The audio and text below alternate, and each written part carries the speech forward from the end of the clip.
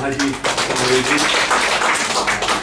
many brothers and sisters, especially I want to remember Annalise and Jean-Pierre, who have been together with me also on this journey nearly 40 years, I think, getting on, before WABA. One of the very important things in movements as against institutions, and unfortunately, lots of people don't know the difference, and they get trapped in one or liberated by the other. WABA is a movement against an institution. And when you have a movement, you have an amazing diversity of people. I usually use the word "I" to start. First, in terms of things, is the individuals in movements, and that is very often the most significant thing. When you have people there who have power of knowledge, or PhDs, wisdom, whatever it is, and who have heart, which means they have a passion, they have feeling, and people who have hands, people who know how to do things. Like very often the wonderful nurses, who very often doctors have to learn from, because they know the things that need to be done. Sometimes you have the best brains, the best compassion and passion, but you don't know how to do a thing, the movements just fall flat in the face. This three H, hash house areas. Annalise, who runs every Thursday, used to at least. And it's got the back of my car. I just left it partly because I always want to be reminded of this head, heart, and hand, which makes movements. And first of all, individuals I mentioned, then institutions, very important because there are large numbers of institutions within the Republic, because they are frameworks. They are like, if you go to a certain place, you have to deal with the rain, you have to deal with the weather, and sometimes some things you need a vehicle, you need a bicycle, you need the back of somebody else to carry you, whatever it is, you need institutions of various kinds. And the third thing in social movements is that you need initiatives. Movements only move when there are things that are being done. Otherwise, you're not a movement. If you are just a one-stop center which sits on a chair and just waits for people to come, that's not a movement. That's whatever we want to call it. So movements are very different. And WABA began as a movement. We had individuals, we had institutions, we had all kinds of ideas, and we felt that we needed a new framework. And for most movements, you come to this kind of stage at certain moments, because you work with different groups all over. And then when you find you reach a stage where you have achieved this, you know that you cannot achieve more after that unless the whole group comes together. And that is, for most movements, one of those, what I call tipping points, those points where it transforms itself from working on specific individual issues with small groups into something that becomes global, becomes universal, becomes everything, everywhere, for everyone. And that's when you become a movement. And WABA was planned for that. We had no constitution, we had no money. We decided in the basement of the United Nations, after a certain meeting where a young African Ugandan girl called Margaret Kianka, who's working in, came up and said, Anwar, look, we're having this 2 days meeting. Do something, let's create something, she said, because you didn't feel, she said, we're talking, and very often, when you take all these kind of subjects, you can talk for 1,000 years. You can have 1,000 papers. But if there isn't an element of moving forward on something, isn't it? So we talked about it, and that evening we came up. We talked about what should be the name of this. We talked about global, international world, and we decided the word will be very good. Breastfeeding, infant nutrition, health, whatever you say, breastfeeding. Alliance, organization, whatever, we say alliance, very nice. organized. That's a rule. And we said, very important, put the word action. Because many organizations don't put the word action, unless sometimes they are political parties or they are campaign, people visit. Then you remember, we are a world organization, we are a breastfeeding organization, and we are an alliance. Alliance means all kinds of people. It's not like a federation. Federation is an organization of organizations. Alliance means everything, like I said, individuals, ideas, institutions. And so we began. And we had our first meeting in the basement of UNICEF. And we said, let's have a meeting and let's start. And the head of UNICEF, whom I also want to remember, was one of the greatest heads of any UN organization ever. His name was James Grant. He came to our meeting in the basement, and he listened to all this. He said, WABA, it sounds so beautiful. And just the kind of thing for a breastfeeding movement, the kind of thing that a baby would be saying, Baba. Our name itself somehow was so magical to him that the first thing that he did was to say, I'm so pleased with this. And then the second thing he said, God, you are going to. But I want, he said, one thing to be done. We have to challenge, and I never forget those words, the cathedrals which are against our movement. That means those big buildings, that are stopping us sometimes from moving. And what are they at that time? Is it actually the hospitals? Interesting, hospital. He said, that's where the thing begins, because every mother and child is now ending up in the hospital.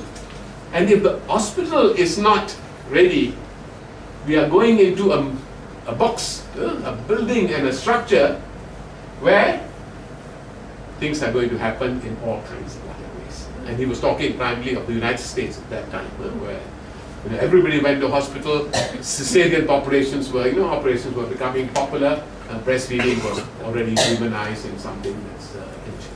But of course it was happening all over of the world.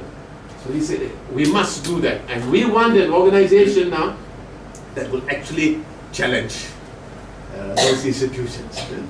And that coming from a UN official, saying, challenge the cathedrals of that are against, supporting breastfeeding. They have to be transformed because they've been taken over by the pharmaceutical companies. They've been taken over by, all kinds of institutions that, were no longer interested in this. They were interested in new kinds of performance indicators, that's profit and, all those kinds of things. And things changed, completely. And they started the baby-friendly hospital initiative globally. They got, and then the whole world then began to have this kind of transformational things that actually challenged an institution and transform it within. And we in Malaysia were very fortunate, the third country in the world that became, all government hospitals became baby-friendly. The third country in the world, amazing. I mean, we moved so fast because we had at that time a Minister for Health who was very eager. It's interesting, he's not a doctor. He was a lawyer. If he was a lawyer, normally you say, well, lawyers, they say sometimes very hard to find lawyers in the universe, in the heaven. He's a lawyer. I have no plans to go to heaven. You're trying to get divorced and so on. If you're already in heaven, you won't be able to find a lawyer there. They used to joke about that. But here was a lawyer who was a Minister for Health. And he was so passionate about the breastfeeding.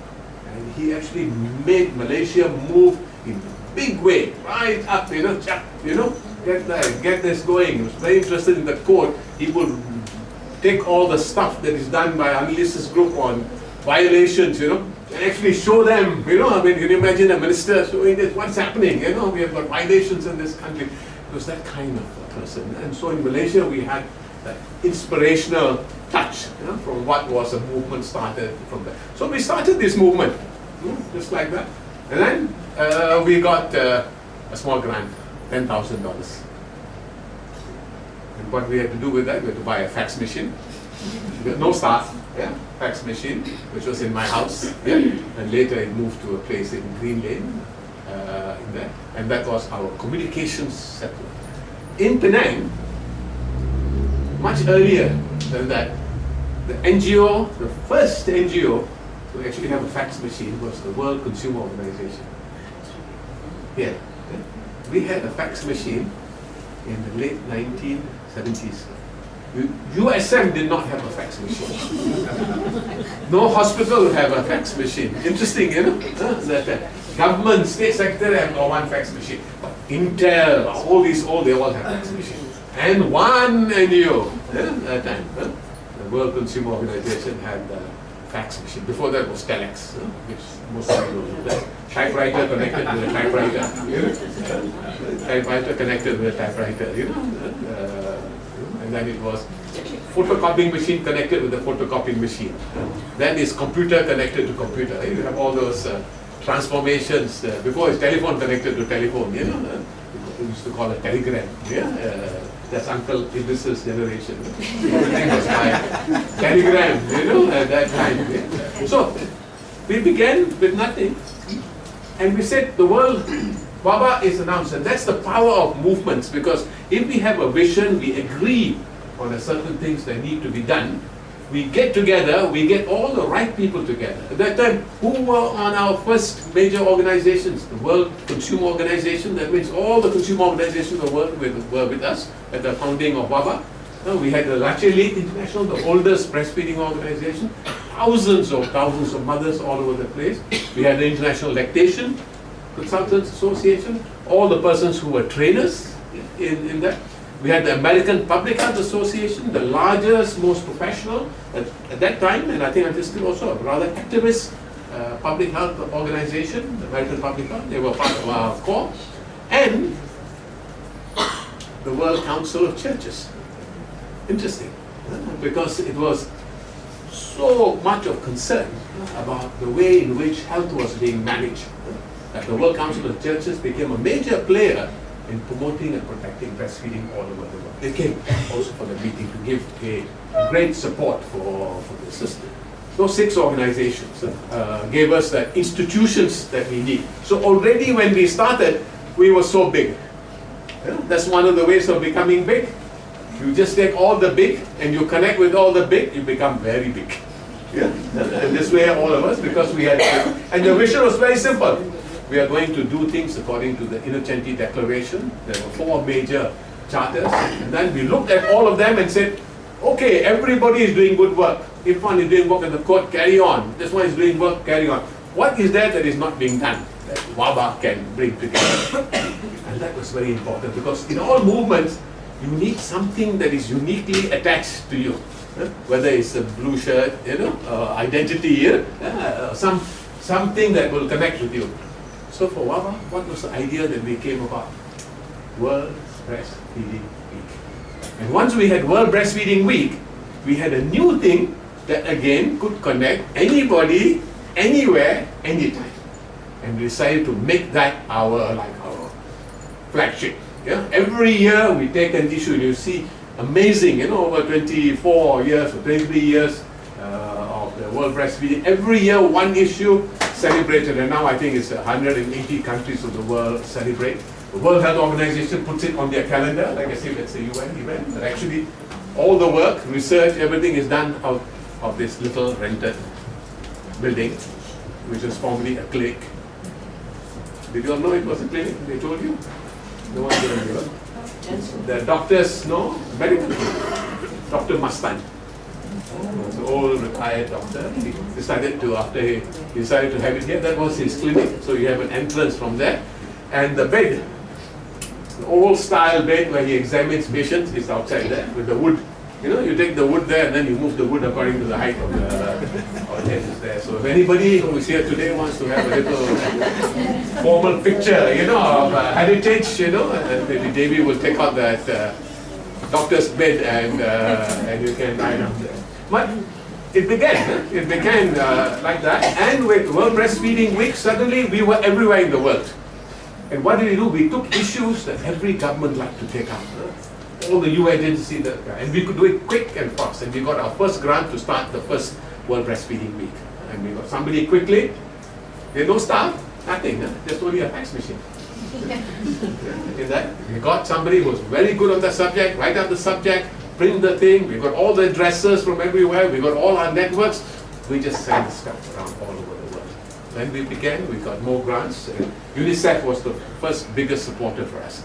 Research work and networking work. And I like to remember Janet Nelson, who was at that time the person who helped us a great deal to make sure that Jim Grant's and Margaret Kinga's agenda was supported a little bit by financial. And then we had one secretary, and we began. And then, of course, as we got bigger, then we got, Sarah joining us.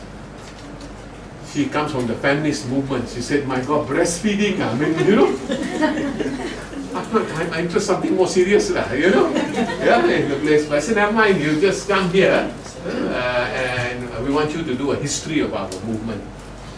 And once you did the history of the movement, you realize what an important issue it is. If you are you're interested in gender issues and so on, you could write PhDs and PhDs and PhDs on this particular subject. And then she discovered a whole new world. And of course, then we grew with her. And fortunately, we had in our little office a new tenant that time. Irfan moved us, so we had all the knowledge of 20 years earlier of the breastfeeding movement going on in the WABA's doorstep. And because they were one of our principal partners in that, we had the library, we had information, anytime we want. We were the world's authority. One fax machine, one secretary, one new graduate from University of Toronto, is it? Or York? University of? University of York, in gender. Some nice neighbors, Annalise, and Jean-Pierre, who was helping to translate everything, for us any time in the world, because he's one of the world's leading interpreters. He was president of the Interpreters Association. Can you imagine? He was my personal assistant. I could go anywhere in the world, I'll have him with me. I said, if I was sent to the moon to start a consumer organization, I'll take him here. Yeah? Because he knows all the languages and so on. He became so good. Very often when I went to Latin America, I said, maybe John P., I'll just say what I want to say. And then when you are translating, you say what you think should be said. Because very often you know who, you know what they want to listen to, It's just like he very often once told me in the United Nations there was a third world leader who made a joke.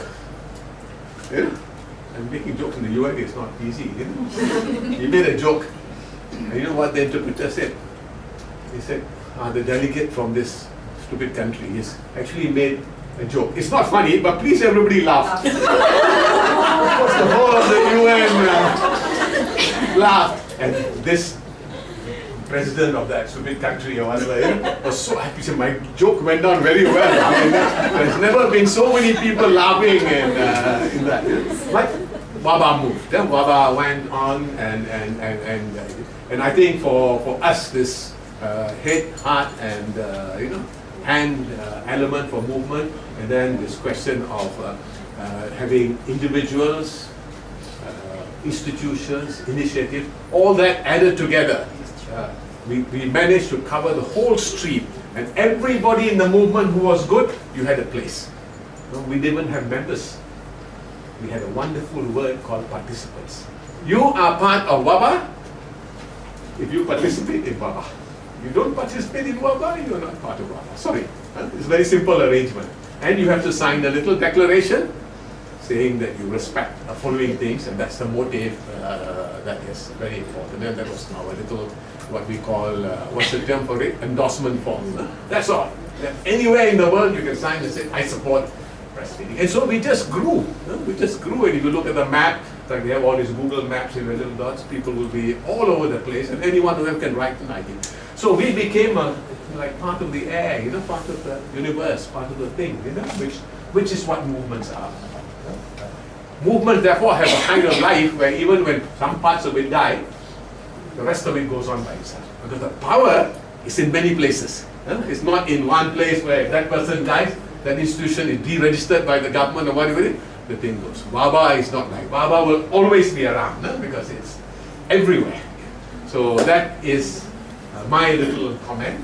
For the future, 25 years we have had wonderful stories. For the next 25 years, I think there are a lot of things to do. And Uncle Idris and I have talked 50 years ago when we started CAP. That's nearly a few years when we started the CAP Association in 69. And we had ideas, all kinds of ideas. And one of the earliest things that we did was actually the first dedicated breastfeeding group in this country. Was here in Penang. And Uncle Idris may remember, very often I remind him, and this was Adiba Amin's sister, who happened to be working in Penang in that, and we formed a little breastfeeding group and started looking at it. Until that time, if you take any consumer organization or any institution that's outside purely health issues, CAP has done enormous amount of work. If you look at the books that they have done, every time when they needed to go out, they have always been the champion for us until we had those dedicated breastfeeding groups. And now 5 or 6, I mean, there's been a magnificent proliferation of breastfeeding groups in Malaysia. There's actually a new energy. It's new in the hospitals, everywhere. You find, hey, new thing. Mothers are also changing.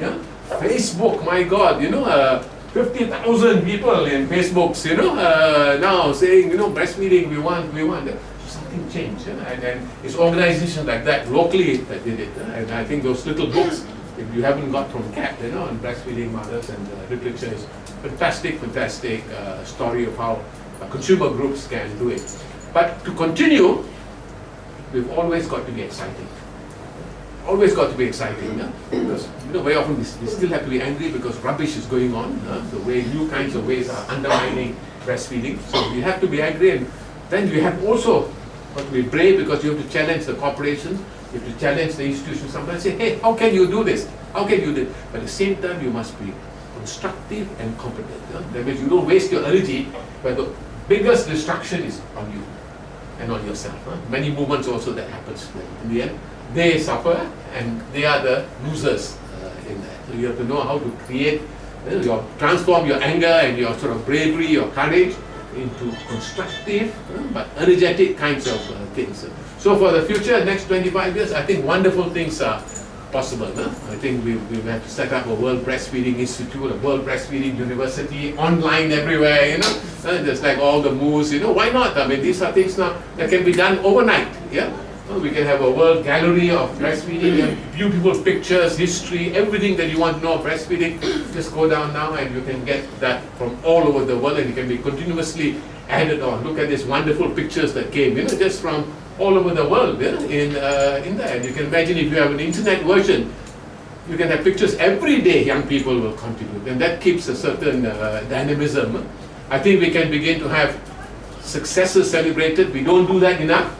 Every year, I think hundreds of good things are being done by people. We should celebrate them. They can give their Nobel Prizes, but maybe we'll have to give our awards, breastfeeding awards to all kinds of groups all over the world, so that they get honored and they move. And then I think now the new creative energies for breastfeeding through cinema, to pictures, to infograph, these are all very, very powerful. So we have ahead of us wonderful opportunities to go ahead, and I hope the next 25 years will be as exciting as the last 25. Thank you so much.